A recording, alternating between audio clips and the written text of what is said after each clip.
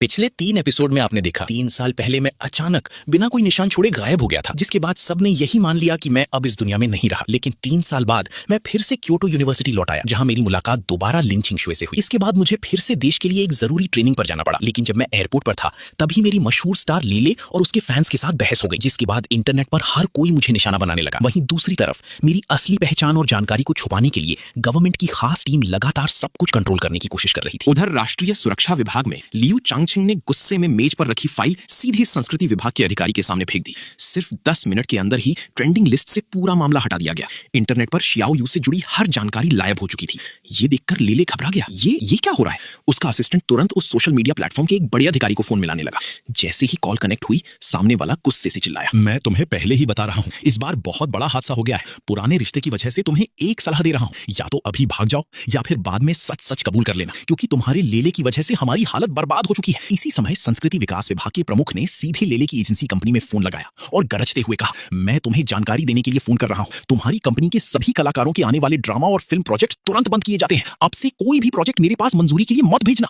अगर मैंने पास कर दिया तो अपना सरनेम बदल दूंगा, और जो कलाकार इंटरनेट पर लीले के समर्थन में बोले हैं उन सबको भी इंडस्ट्री से बैन किया जाएगा। खासकर लेले। हालांकि उसकी चिंता करने की जरूरत नहीं है, उसका करियर पूरी तरह खत्म हो चुका है। और आज रात 9 बजे तक अपनी कंपनी के बड़े अधिकारियों को लेकर संस्कृति विभाग पहुंचो। मैं तुम सबको चाय पिलाना चाहता हूँ। कंपनी का मालिक वहीं सन्न रह गया। तभी उसकी सेक्रेटरी घबराई हुई अंदर भागती आई। सर, बहुत बड़ी मुसीबत हो गई। टैक्स विभाग के लोग आए हैं। वे कंपनी के सारे फाइनेंस रिकॉर्ड और टैक्स दस्तावेज जब्त करके ले जा रहे हैं। उधर एयरपोर्ट पर लीले और उसका असिस्टेंट लगातार फोन कॉल्स प्राप्त कर रहे थे। आपका विज्ञापन अनुबंध रद्द किया जाता है, ब्रांड डील खत्म, फ्लाइट वीआईपी चैनल बंद, सभी कॉन्ट्रैक्ट समाप्त। उन्हें अभी तक समझ भी नहीं आया था कि आखिर हुआ क्या है। तभी 4 सादे कपड़ों वाले अधिकारी उनके सामने आकर खड़े हो गए। उन्होंने पहचान पत्र दिखाते हुए ठंडे स्वर में कहा, बड़े स्टार साहब, आने वाले दिनों के लिए शुभकामनाएं। ली छेन तुरंत गुस्से से उछला, लेकिन जैसे ही उसने हरकत की, 2 अधिकारियों ने उसे तुरंत दबोच लिया। इसी समय क्योटो यूनिवर्सिटी के गर्ल्स हॉस्टल में ली छेन उत्साह से चिल्लाई, चिंगशुए, जल्दी देखो, सरकार तक इस मामले में उतर आई है। तुम्हारे शियाओ यू की किस्मत तो कमाल की निकली। लिन चिंगशुए ने राहत की सांस लेते हुए सिर हिलाया, लेकिन फिर तुरंत नकली गुस्से वाला चेहरा बनाकर बोली, मैं फिर से साफ साफ कह रही हूँ, मेरा और शियाओ यू का अब सच में कोई रिश्ता नहीं है। लेकिन अगले ही पल उसके हाथ में पकड़ा फोन बज उठा। स्क्रीन देखते ही उसका चेहरा तनाव से भर गया। उसने तुरंत सबको चुप रहने का इशारा किया। चुप रहो, शियाओ यू का फोन है। ये सुनते ही ली छियन शरारती मुस्कान के साथ बोली, अभी तो कह रही थी कोई रिश्ता नहीं है, और अब उसका फोन आते ही इतनी घबरा गई। दूर हटो तुम। गहरी सांस लेने के बाद लिन चिंगशुए ने आखिरकार मेरा फोन उठा लिया। लिन चिंगशुए ने जानबूझकर अपनी आवाज सामान्य रखते हुए पूछा, शियाओ यू, क्या हुआ? कोई काम था? मैं हल्का मुस्कुराया। मैं अब फ्लाइट में बैठने वाला हूँ, इसलिए सोचा तुम्हें बता दूं। लिन चिंगशुए ने धीरे से सिर हिलाया, लेकिन अगले ही पल होंठ सिकोड़कर बोली, हम दोनों का अब कोई रिश्ता थोड़ी है। तुम फ्लाइट में बैठो या कहीं भी जाओ, उससे मुझे क्या मतलब? इसके लिए फोन करने की क्या जरूरत थी? इतना कहने के बाद भी वो खुद को रोक नहीं पाई और तुरंत पूछ बैठी, वैसे इंटरनेट वाली बात तुमने देखी? वो लीले तो गिरफ्तार हो गया और तुम्हारे बारे में जो भी खबरें थी सब गायब हो चुकी हैं। इस बार तुम्हारी किस्मत सच में बहुत अच्छी निकली। लगता है सरकार एंटरटेनमेंट इंडस्ट्री की सफाई कर रही थी, इसीलिए तुम बच गए। मैं हंस पड़ा। हाँ, सच में देश का धन्यवाद करना चाहिए। मैंने ज्यादा कुछ समझाया नहीं। अगर वो खुद ही ऐसा सोच रही थी तो मेरे लिए वही सबसे अच्छा था। कम से कम मुझे झूठ छुपाने के लिए और बातें नहीं बनानी पड़ती। तभी एयरपोर्ट पर अनाउंसमेंट गूंज उठा, बॉम्बे जाने वाली फ्लाइट के यात्री कृपया बोर्डिंग गेट पर पहुंचे। मैंने धीरे से कहा, मुझे अब फ्लाइट में जाना होगा, जब वापस आऊंगा तब तुमसे मिलने आऊंगा। फिर अचानक मुझे कुछ याद आया, और हाँ, तुमने उस दिन 3 साल पहले मर चुका एक्स बॉयफ्रेंड क्यों कहा था? ये सुनते ही लिन चिंगशुए का चेहरा लाल हो गया। कौन एक्स बॉयफ्रेंड? मुझे कुछ नहीं पता। तुम जल्दी जाओ, फ्लाइट छूट जाएगी। मैं फोन रख रही हूँ। फोन कटते ही वो घबरा गई। ओ नहीं, उसे ये बात याद कैसे आ गई? उस समय तो उसे सच में लगा था कि मैं मर चुका हूँ। अब अचानक मैं वापस आ गया था तो वो आखिर ये बात कैसे समझाती? क्या वो सच सच कह देती, क्योंकि मैं तुम्हें बहुत बहुत पसंद करती थी, इसलिए मैंने अपने मन में तुम्हें अपना बॉयफ्रेंड मान लिया था? लेकिन अगले ही पल उसके चेहरे पर उलझन आ गई। वो धीरे से बड़बड़ाई, रुको, अभी अनाउंसमेंट में मॉबे का नाम आया था। शियाओ यू ने घर मॉबे कब शिफ्ट कर लिया? वो और सोच पाती उससे पहले ली छियन मुस्कुराते हुए उसके पास आ गई। अरे छोटी चिंगशुए, तुम्हें पता है अभी फोन पर तुम बिल्कुल प्यार में डूबी लड़की जैसी लग रही थी। उधर दूसरी तरफ लेले पुलिस की गाड़ी में सुन्न बैठा था। अब भी उसके मन में थोड़ी उम्मीद बाकी थी। उसने बगल में बैठे अधिकारी को खुशामदी लहजे में कहा, भाई साहब, क्या आप मेरा फोन दे सकते हैं? मैं बस 2 कॉल करना चाहता हूँ। अधिकारी ने सिर हिलाया, फोन देना नियम के खिलाफ है, लेकिन बाहर क्या चल रहा है ये दिखा सकता हूँ। इतना कहकर उसने अपना मोबाइल निकाल लिया, लेकिन जैसे ही लेले ने स्क्रीन देखी, अगले ही पल अधिकारी जोर से गाली दे बैठा, अरे बूढ़े वांग, गाड़ी रोको, मुझे आगे बैठना है। ये लड़का तो इस बार पूरी तरह डूब चुका है। उधर लड़कियों के हॉस्टल में लिन चिंगशुए फिर से मुझे याद करने लगी। वो कॉल हिस्ट्री को घूरते हुए दांत पीसकर बड़बड़ाई, शियाओ यू वापस गया और फिर एक मैसेज तक नहीं किया, न बताया घर पहुंचा या नहीं। तभी ली छियन शरारती मुस्कान के साथ उसके सामने आ खड़ी हुई। चिंगशुए, अगर तुम्हारे मन में अभी भी उसके लिए फीलिंग्स हैं तो खुद ही उसे मैसेज कर दो ना। लिन चिंगशुए तुरंत अकड़ गई, बिल्कुल नहीं, मैं इतनी खूबसूरत हूँ, उसके अलावा क्या मुझे कोई और नहीं मिलेगा? मैं क्यों पहले मैसेज करूं? दूसरी तरफ मैं स्पेसक्राफ्ट इंजन को जल्द से जल्द पूरा करने के लिए दिन रात रिसर्च में डूब चुका था। रात की 11 बजे मैं ये जियांगुओ के कमरे में पहुंचा और हाथ में पकड़ी यूएसबी उन्हें थमा दी। ये अकादमिक प्रमुख, ये स्पेस इंजन के बारे में मेरे कुछ डिजाइन और रिसर्च ड्राइंग्स हैं। उन्होंने कुछ देर तक फाइलें देखी, लेकिन जितना ज्यादा देखते गए उनका चेहरा उतना गंभीर होता गया, क्योंकि उन दस्तावेजों में हर चीज बेहद विस्तार से लिखी हुई थी। तभी अचानक मेरा फोन बज उठा। मैं थोड़ा शर्मिंदा होकर बोला, सॉरी। ये अकादमिक प्रमुख वे तुरंत हंस पड़े। कोई बात नहीं, इतनी रात को फोन आया है तो जरूर क्योटो यूनिवर्सिटी वाली तुम्हारी छोटी गर्लफ्रेंड होगी। जवान लोग प्यार करेंगे ही, मैं भी उस उम्र से गुजर चुका हूँ, मेरी चिंता मत करो। मैंने फोन उठाकर देखा, सच में मैसेज लिन छिंगशुए का था। घर पहुंच गए क्या? मैं मुस्कुराया और जवाब टाइप किया, हाँ पहुंच गया हूँ, अभी किसी से बात कर रहा हूँ। बाकी सभी टॉप वैज्ञानिकों के बीच सबसे कम उम्र का मैं ही था। इसी वजह से जब मैं मीटिंग रूम में दाखिल हुआ तो कई लोगों की नजरें मुझ पर टिक गई। कुछ के चेहरे पर हैरानी थी तो कुछ के चेहरे पर साफ साफ शक दिखाई दे रहा था। आखिर इतनी कम उम्र का लड़का देश के सबसे बड़े रिसर्च प्रोजेक्ट में क्या कर सकता था? लेकिन तभी प्रोफेसर ये जियानगुओ खड़े हुए और गंभीर आवाज में बोले, आज से आगे स्पेस इंजन प्रोजेक्ट की जिम्मेदारी चू शियाओयू संभालेंगे। आने वाले समय में आप सबको इनके साथ मिलकर काम करना होगा। उनकी बात सुनते ही पूरा हॉल कुछ सेकंड के लिए शांत हो गया। कई बुजुर्ग वैज्ञानिकों के चेहरे बदल गए। आखिर वे लोग वर्षों से रिसर्च कर रहे थे और अब अचानक एक युवा लड़के को उनके ऊपर जिम्मेदारी दी जा रही थी। तभी एक सफेद बालों वाले प्रोफेसर ने थोड़ा असंतोष जताते हुए कहा, प्रोफेसर ये हमें इस लड़के की क्षमता पर शक नहीं है, लेकिन स्पेस इंजन कोई बच्चों का खेल नहीं। इतने बड़े प्रोजेक्ट की जिम्मेदारी क्या ये सच में संभाल पाएगा? मैंने उनकी तरफ देखा, फिर बिना घबराए शांत आवाज में कहा, अगर मैं ये जिम्मेदारी नहीं संभाल सकता तो शायद इस वक्त पूरे देश में कोई और भी इसे पूरा नहीं कर पाएगा। मेरी बात सुनते ही कमरे का माहौल अचानक भारी हो गया। कुछ लोगों को मेरी बात घमंडी लगी, जबकि कुछ लोग चुपचाप मुझे देखने लगे। तभी मैंने अपने बैग से कुछ दस्तावेज निकाले और स्क्रीन पर प्रोजेक्शन चालू किया। अगले ही पल इंजन की नई डिजाइन, ऊर्जा गणना और भविष्य के मॉडल सबके सामने दिखाई देने लगे। जैसे जैसे वे लोग उन डेटा को देखते गए उनकी चेहरों का भाव बदलता गया। पहले जो लोग शक कर रहे थे अब उनकी आंखों में अविश्वास था। एक बुजुर्ग वैज्ञानिक अचानक कुर्सी से खड़े हो गए। ये डिजाइन तो मौजूदा टेक्नोलॉजी से कम 20 साल आगे की है। दूसरे प्रोफेसर ने कांपती आवाज में कहा, अगर ये सच में बन गया तो हमारा देश सीधे दुनिया में नंबर 1 बन जाएगा। मीटिंग रूम में बैठे सभी लोग अब मुझे अलग नजरों से देखने लगे थे, क्योंकि उन्हें समझ आ चुका था कि मैं कोई साधारण छात्र नहीं था। उधर दूसरी तरफ क्योटो यूनिवर्सिटी के ट्रेनिंग ग्राउंड में बैठी लिन छिंगशुए बार-बार अपना फोन चेक कर रही थी, लेकिन मेरी तरफ से अब तक कोई मैसेज नहीं आया था। वो होंठ फुलाकर बड़बड़ाई, बेवकूफ इंसान, सुबह से एक मैसेज तक नहीं किया। पास बैठी ली चियन हंसते हुए बोली, तुम तो कह रही थी 3 दिन तक उससे बात नहीं करोगी। लिन छिंगशुए ने तुरंत जवाब दिया, तो क्या वो खुद भी मैसेज नहीं कर सकता? लड़कों को थोड़ा मेहनत करनी चाहिए ना। इतना कहने के बाद भी उसने फिर फोन खोलकर देखा, लेकिन स्क्रीन अब भी खाली थी। वूली को छोड़कर वहां मौजूद ज्यादातर लोगों को अचानक आदेश मिलने के बाद सीधे मोबेई रिसर्च बेस भेज दिया गया था। उन्हें खुद भी नहीं पता था कि आखिर इतनी जल्दबाजी में उन्हें यहाँ क्यों बुलाया गया है। मीटिंग रूम में सभी लोग आपस में धीमी आवाज में चर्चा कर ही रहे थे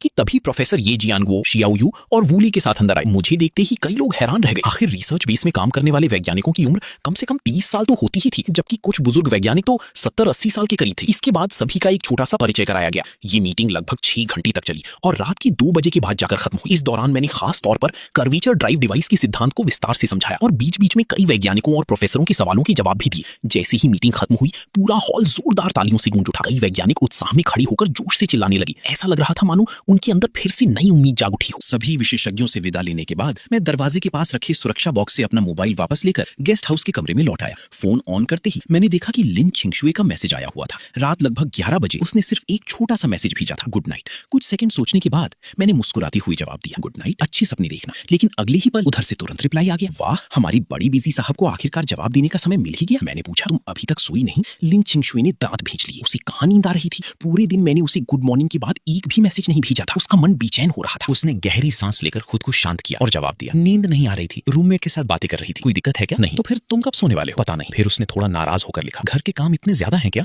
इतने बिजी हो कि पूरे दिन में मुझे एक मैसेज तक नहीं कर सकते? मैंने जवाब दिया, सुबह रिसर्च डेटा ठीक कर रहा था, दोपहर में अलग अलग विशेषज्ञों से मिलना पड़ा और रात को मीटिंग लेनी पड़ी। सच में बहुत व्यस्त था। अच्छा है फिर। असल में उसके मन में चल रहा था, अगर इतने ही बिजी हो तो मुझे मैसेज ही मत किया करो। लेकिन उसने ये बात लिखी नहीं। कुछ देर बाद उसने हिम्मत जुटाकर पूछा, पिछली बार मैं गुस्से में थी इसलिए पूछ नहीं पाई। शियाओयू, तुम 3 साल तक अचानक गायब क्यों हो गए थे? कम से कम मुझे एक वजह तो बतानी चाहिए। फिर उसे लगा कि शायद वो जरूरत से ज्यादा बेचैन दिख रही है, इसलिए उसने जल्दी से एक और मैसेज भेज दिया, हालांकि अगर तुम्हें लगता है कि मुझे बताने की जरूरत नहीं है तो रहने दो, वैसे भी हमारा कौन सा कोई रिश्ता है। उसके मन में बस यही चल रहा था, बदतमीज शियाओयू, 3 साल तक बिना बताए गायब रहा, फिर भी मैं उससे ठीक से बात कर रही हूँ, अब तो कम से कम वजह बता दे। मैंने थोड़ी देर बाद जवाब दिया, छिंगशुए, क्या हम इस बात को छोड़ नहीं सकते? ये पढ़ते ही लिन छिंगशुए का मन किया कि फोन ही फेंक दे, लेकिन उसने खुद को शांत किया और छोटा सा जवाब भेजा, ओ ठीक है फिर रहने दो, मैं सोने जा रही हूँ। मैंने तुरंत पूछा, क्या तुम नाराज हो गई? ये देखकर उसके होठों पर हल्की मुस्कान आ गई। उसने सोचा, चलो ये लकड़ी का टुकड़ा पूरी तरह बेकार तो नहीं है। फिर उसने जवाब दिया, नहीं, मैं आप जैसे बड़े साहब से नाराज होने की हिम्मत थोड़ी करूंगी। क्या पता फिर से 3 साल के लिए गायब हो जाऊं। मैं कुछ देर चुप रहा, फिर गंभीरता से लिखा, ऐसा दोबारा कभी नहीं होगा। 3 साल पहले सच में मजबूरी थी, लेकिन मैं वादा करता हूँ अब कभी बिना बताए कहीं नहीं जाऊंगा। मैंने धीरे से कहा, मैं तुम्हारा कौन सा खास इंसान हूँ जो तुम्हें हर बात बताऊं? लिन छिंगशुए ने तुरंत जवाब दिया, क्या हम अच्छे दोस्त नहीं है? मैं हल्का मुस्कुराया, सिर्फ अच्छे दोस्त, उससे ज्यादा कुछ नहीं हो सकते? कुछ सेकंड बाद लिन छिंगशुए ने बेबस होकर अपना माथा पकड़ लिया, गया काम से। ये लड़का सच में गया काम से। मैं इतनी साफ बातें कर रही हूँ फिर भी इसे समझ नहीं आ आ रहा मैं क्या कहना चाहती हूँ। आखिर में उसने हार मानते हुए कहा, छोड़ो मुझे नींद आ रही है, तुम भी जल्दी सो जाओ। ठीक है, गुड नाइट। इसके बाद कई दिनों तक दोनों ऐसे ही कभी कभार बातें करते रहे, लेकिन मेरे लिए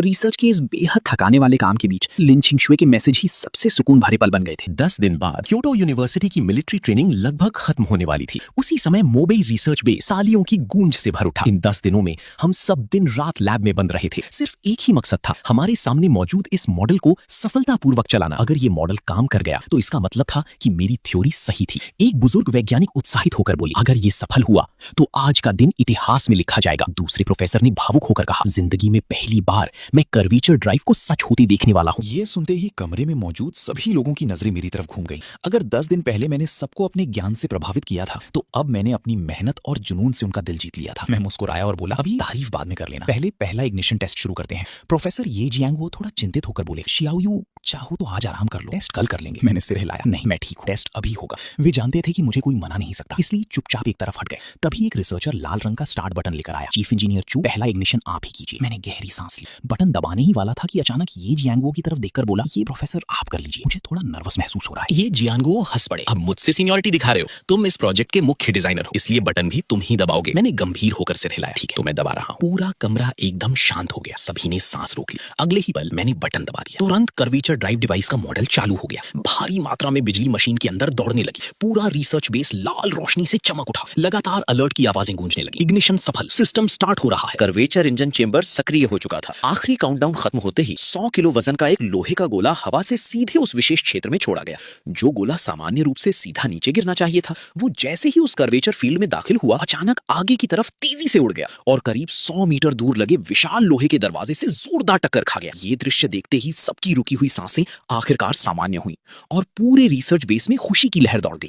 हम सफल हो गए, कर्वेचर ड्राइव सच में संभव है, हमने कर दिखाया। हर तरफ जश्न शुरू हो गया। कई वैज्ञानिक तो खुशी से एक दूसरे को गले लगाकर रोने लगे। ये जियांगो की आंखें भी लाल हो गई थी। उन्होंने अपनी पूरी जिंदगी इंजन टेक्नोलॉजी को समर्पित कर दी थी। उन्होंने चीन के लड़ाकू विमानों के इंजन विकास को शून्य से लेकर आज तक बढ़ते देखा था। उस सफर में कितनी मुश्किलें आईं, ये उनसे बेहतर कोई नहीं जानता था। वो हमेशा चाहते थे कि उनका देश एरोस्पेस तकनीक में दुनिया के शिखर पर पहुंचे और आज उन्हें वो दिन दिखाई दे रहा था। जश्न के बाद मैंने धीरे से सबकी तरफ झुककर कहा, ये सफलता आप सबकी मेहनत की वजह से मिली है। आगे का रास्ता अब आप सबको संभालना होगा। लेकिन जैसे ही मैंने सिर झुकाया, मुझे महसूस हुआ कि मेरा दिमाग भारी होता जा रहा है। मैं तुरंत समझ गया, पिछले 10 दिनों से लगातार काम करने की वजह से मेरा शरीर अब जवाब दे चुका था। मेरा शरीर हल्का हल्का लड़खड़ाने लगा। सबसे पहले यानगो ने मेरी हालत नोटिस की। वो तुरंत मेरी तरफ दौड़े, शियाओयू क्या हुआ तुम्हें? असल में सुबह से ही उन्हें लग रहा था कि मेरी हालत ठीक नहीं है, लेकिन क्योंकि कर्वेचर ड्राइव मॉडल लगभग तैयार था, मैं केवल अपनी इच्छा शक्ति के दम पर खुद को संभाले हुए था। अब टेस्ट खत्म होते ही मेरे अंदर बची आखिरी ताकत भी टूट गई।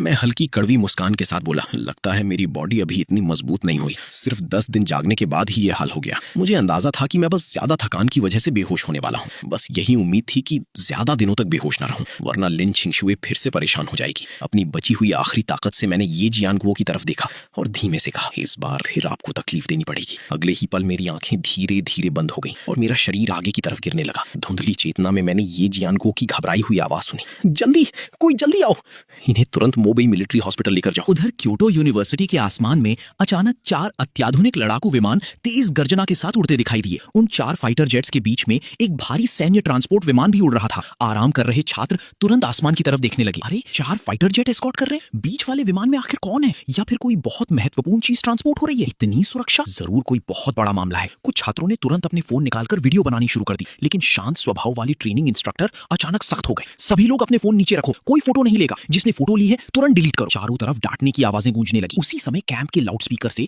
मुख्य प्रशिक्षक की गंभीर आवाज सुनाई दी, सभी छात्र ध्यान दें, ब्रेक टाइम खत्म हो चुका है, तुरंत अपने फोन नीचे रखें। हालांकि किसी को अभी तक ये नहीं पता था कि ऊपर इतने सारे लड़ाकू विमान और ट्रांसपोर्ट एयरक्राफ्ट एक साथ क्यों उड़ रहे हैं, लेकिन एक बात सब समझ गए थे, देश में जरूर कोई बहुत बड़ा और महत्वपूर्ण घटना घट चुकी है। लेकिन हैरानी की बात ये थी कि या तो लोगों के फोन में मौजूद वीडियो भेजे ही नहीं जा रहे थे, और अगर किसी तरह भेज भी दिए जाते तो 1 मिनट के अंदर ही अपने आप डिलीट हो जाते। लिन छिंगशुए ने सिर उठाकर आसमान में गरजते हुए गुजर रहे लड़ाकू विमानों को देखा।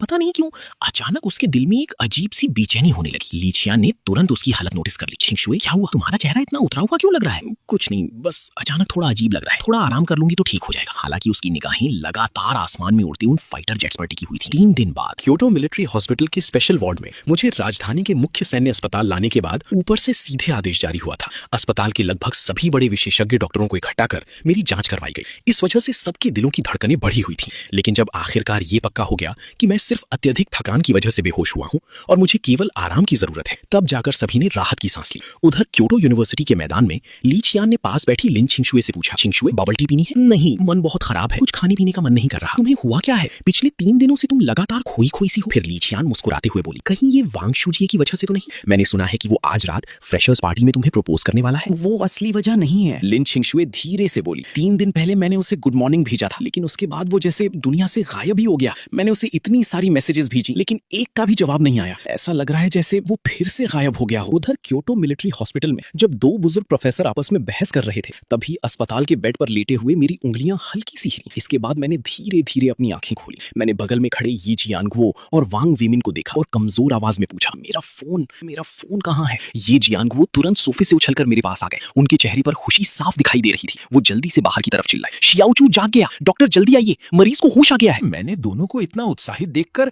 हैरानी से सोचा, मैं बस सोकर उठा हूं, इतना उत्साहित होने की क्या बात है? फिर मैंने दोबारा कहा, आप दोनों में से कोई मेरा फोन ला दीजिए। और हाँ, मैं कितने दिनों तक बेहोश रहा? ये जियांगुओ ने तुरंत सिर हिलाया और मेरा फोन मेरी तरफ बढ़ाते हुए बोले, 3 दिन। मैंने तुरंत फोन ऑन किया। स्क्रीन खुलते ही ढेर सारे मैसेज सामने आ गए। सब लिन छिंगशुए के थे। गुड नाइट, क्या तुम पूरी रात नहीं सोए? तुम कहाँ हो? शियाओ यू, क्या तुम फिर से गायब होने वाले हो? अब तक जवाब क्यों नहीं दिया? मैं तुम्हें आखिरी आधा घंटा दे रही हूँ। अगर जवाब नहीं दिया तो जिंदगी भर बात नहीं करूंगी। शियाओ यू, तुम बेवकूफ हो। ये आखिरी मौका है, जवाब दो। तुम आखिर हो कहाँ? मैं तुमसे नफरत करती हूँ। इसके बाद मेरे दोस्त का मैसेज था, भाई जरूरी खबर, 2 दिन बाद हमारी यूनिवर्सिटी के फ्रेशर्स फंक्शन में स्टूडेंट यूनियन का वाइस प्रेसिडेंट लिन सीनियर को प्रपोज करने वाला है। तुम्हारे घर का काम खत्म हुआ या नहीं? मैंने जल्दी से क्लास ग्रुप भी खोला। आज रात हमारे डिपार्टमेंट की फ्रेशर्स पार्टी है। सभी छात्रों को एंट्री टिकट के साथ ऑडिटोरियम में आना होगा। टिकट संभाल कर रखें और जिन छात्रों ने परफॉर्मेंस तैयार की है वे आज रात अच्छा प्रदर्शन करें और हमारी क्लास का नाम रोशन करें। ये सारी बातें पढ़ने के बाद मैंने तुरंत सिर उठाया और कमरे से बाहर जा रहे डॉक्टरों को जल्दी से आवाज दी। मैंने जल्दी से डॉक्टरों को आवाज दी, वो क्या मैं आज ही अस्पताल से डिस्चार्ज हो सकता हूँ? डॉक्टर कुछ बोलते उससे पहले ही ये जियांगुओ और वांग वेमिन दोनों एक साथ मेरी तरफ देखने लगे। शियाओचू, डॉक्टर ने तुम्हें आराम करने के लिए कहा है ना, तुम आज ही डिस्चार्ज होकर क्या करने वाले हो? ये जियांगुओ ने आगे कहा, अगर आज रात होने वाली सेलिब्रेशन पार्टी में शामिल होना है तो हम तुम्हें व्हीलचेयर पर भी वहां ले जा सकते हैं। या मेरी मानो तो मत ही जाओ। डॉक्टर भी मेरे सामने आकर बोले, मिस्टर चू, अगर आप आज डिस्चार्ज होना चाहते हैं तो उसमें कोई समस्या नहीं है, लेकिन क्या आप ये गारंटी दे सकते हैं कि आधे दिन के अंदर आपका शरीर ठीक तरह से रिकवर हो जाएगा? मैंने बिना हिचक जवाब दिया, मैं गारंटी देता हूँ। फिर मैंने वांग वेमिन और ये जियांगुओ की तरफ देखकर पूछा, सेलिब्रेशन पार्टी का शेड्यूल क्या है? वांग वेमिन बोले, कार्यक्रम ग्रेट हॉल में होगा, शाम 7 बजे शुरू होगा, करीब 7:30 बजे मुख्य नेता आएंगी, भाषण और सम्मान समारोह होगा, कार्यक्रम 8 बजे खत्म होगा, उसके बाद जियांगशान की गेस्ट होटल में डिनर पार्टी शुरू होगी। मैंने तुरंत फोन में यूनिवर्सिटी फ्रेशर्स पार्टी का समय देखा। वो रात 8 बजे शुरू होने वाली थी। मैंने पूछा, जियांगशान के होटल से हमारी यूनिवर्सिटी कितनी दूर है? ये जियांगुओ ने जवाब दिया, बहुत पास है, लगभग 10 मिनट। ये सुनते ही ये जियांगुओ अचानक चौंक पड़े। शियाओचू, तुम कहीं वापस यूनिवर्सिटी जाने की सोच तो नहीं रहे? तुम्हारी अभी ये हालत है, क्या तुम सच में संभाल पाओगे? मैं हल्की मुस्कान के साथ बोला, कोई बात नहीं, बस आप दोनों मुझे उठाने में मदद कर दीजिए और हाँ, मेरे लिए कुछ खाना भी मंगवा दीजिए। खाना खाने के बाद मैं रिकवरी एक्सरसाइज शुरू कर दूंगा। आज रात सेलिब्रेशन खत्म होने के बाद मैं आप लोगों के साथ डिनर नहीं करूंगा, बस मेरे लिए एक गाड़ी तैयार करवा दीजिए, मैं सीधे यूनिवर्सिटी वापस जाऊंगा। डॉक्टर ने हैरानी से पूछा, लेकिन आज ही वापस जाने की इतनी जिद क्यों? डॉक्टर ने कहा है कि सिर्फ 2-3 दिन आराम कर लो, आखिर इतनी जल्दी किस बात की है? मैंने गहरी सांस लेकर बेबस चेहरे से कहा, क्योंकि मेरा घर लुटने वाला है।